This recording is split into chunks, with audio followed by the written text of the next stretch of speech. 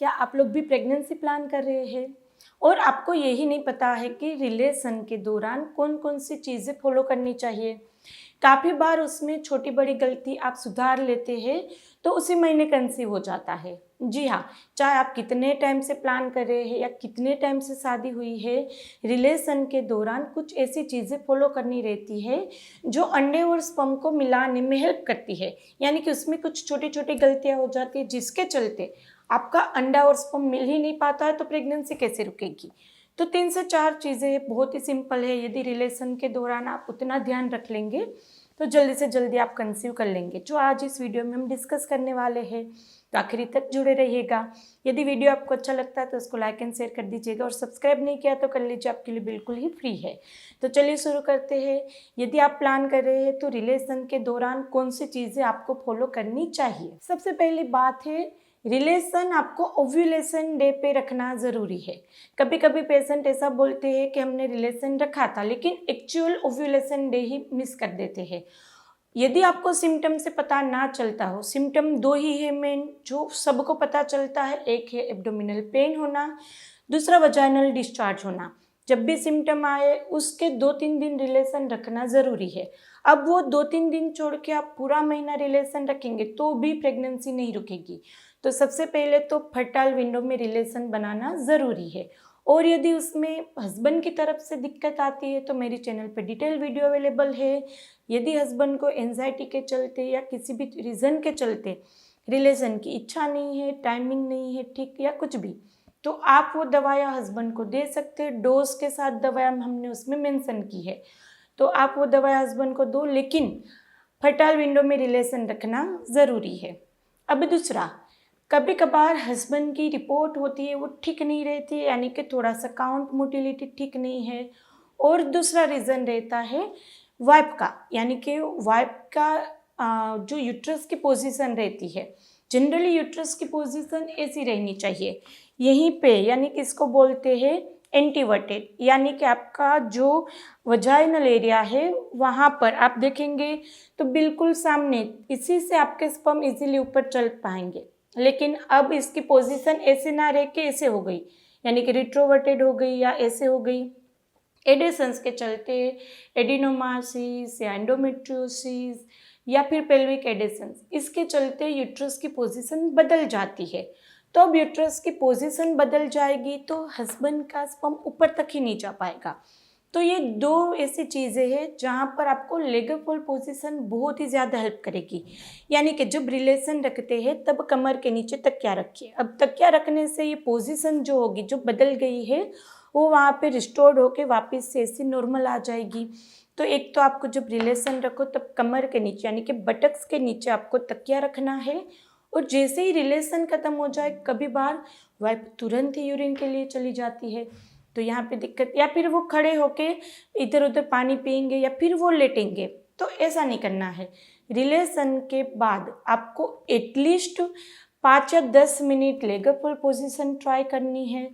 उसके बाद आप पैर नीचे रख के आराम से बेड पे सो सकते हैं, लेकिन आधे घंटे तक आप खड़े नहीं हो सकते।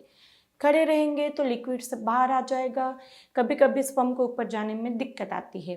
तो 10 मिनट लेगर पुल पोजीशन ट्राई करनी है और आधे घंटे बाद आप खड़े हो सकते हैं या यूरिन के लिए जाना हो तो जा सकते हैं।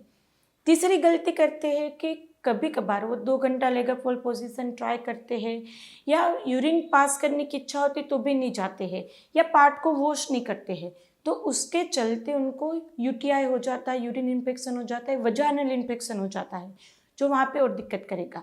तो आधे घंटे बाद आप बाहर से पार्ट को वॉश कर सकते हैं। हाँ, डीप क्लीनिंग नहीं कर सकते, बाहर से पार्ट को वॉश कर सकते हैं ताकि आपकी हाइजीन भी मेंटेन रहेगी और आगे चल के जो यूरिन इन्फेक्शन या फिर वजाइनल इन्फेक्शन होता है वो नहीं होगा।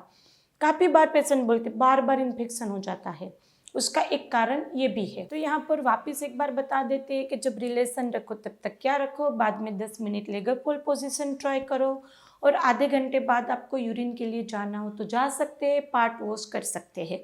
और यदि बार बार इन्फेक्शन हो जा रहा है तो एक मेडिसिन है मेडोरिनम करके, मेडोरिनम 1 ml 2 बूंद हस्बैंड और वाइफ को दोनों को वीक में एक बार ले लेना है। इन्फेक्शन के सिम्टम है, इन्फेक्शन यानी कि ऐसा नहीं कि कभी कभी खुजली आ जाए, ज़्यादा मात्रा में खुजली आएगी, दाने निकल आएंगे, हस्बैंड के पार्ट पे और वाइफ के पार्ट पे क्रैक हो जाएगी, ड्राइनेस रहेगी, जलन होगी और बदबू आएगी। यदि दोनों के सिम्टम रहते हैं या एक वाइफ को भी रहते तो भी दोनों को ही मेडिसिन लेना ज़रूरी है। मेडोरिनम बने वीक में एक बार, कोई भी दिन एक फिक्स कर लो, वीक में एक बार दोनों को 2-2 बूंद एक बार ले लेनी है, तो इससे रिकरेंट इन्फेक्शन नहीं होगा। और एक दूसरा, वहाँ पे यदि ड्राइनेस की दिक्कत रहती है, काफ़ी बार वाइफ को ड्राइनेस की दिक्कत रहती है, अब हार्मोनल इम्बैलेंस से या इन्फेक्शन से, लेकिन उस ड्राइनेस में यदि आप रिलेशन रखते हैं तो फ्रिक्शन के चलते भी आपको ये सब पेन वगैरह, बार बार खुजली हो, इरिटेशन होना, जलन होने सिम्टम आएगा। तो ड्राइनेस रहती हो तो आप लुब्रिकेशन का इस्तेमाल कर सकते हैं। यदि आपको ड्राइनेस रहेगी, रिलेशन में आप एंजॉय नहीं कर पाएंगे या दिक्कत आएगी दोनों को, तो दोबारा दोनों की इच्छा नहीं होगी और वो पूरी साइकिल आपकी हो जाएगी। इच्छा नहीं हो रही है, फिर इच्छे के बगैर रिलेशन रखेंगे तो ड्राइनेस रहेगा, लिक्विड नहीं आएगा, फिर वहाँ पे दिक्कत आएगी, आप रिलेशन नहीं रखेंगे। तो ड्राइनेस रहती हो तो आप लुब्रिकेशन या फिर कोकोनट ऑयल का इस्तेमाल कर सकते हैं, तो आपको स्मूथ रहेगा रिलेशन। यदि आप दोनों एंजॉय कर पाएंगे तो वापस से आपको इच्छा भी होगी।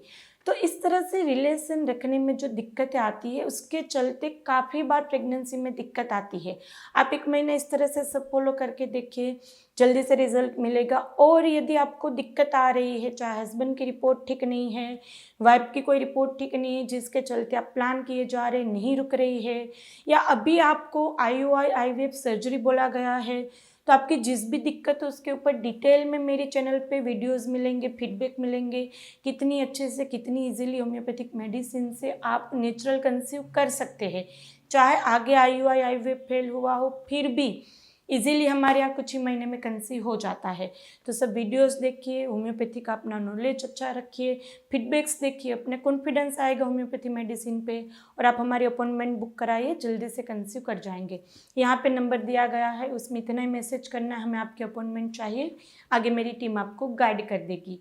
हॉस्पिटल विजिट करना चाहते हैं तो हम आनंद गुजरात में आप हॉस्पिटल विजिट भी कर सकते हैं। तो वीडियो को ज़्यादा से ज़्यादा शेयर कीजिए, आपको पसंद आया तो लाइक कीजिए और सब्सक्राइब कीजिए, आपके लिए बिल्कुल ही फ्री है। चलिए फिर जल्दी से मिलेंगे, तब तक के लिए stay healthy, stay happy, bye.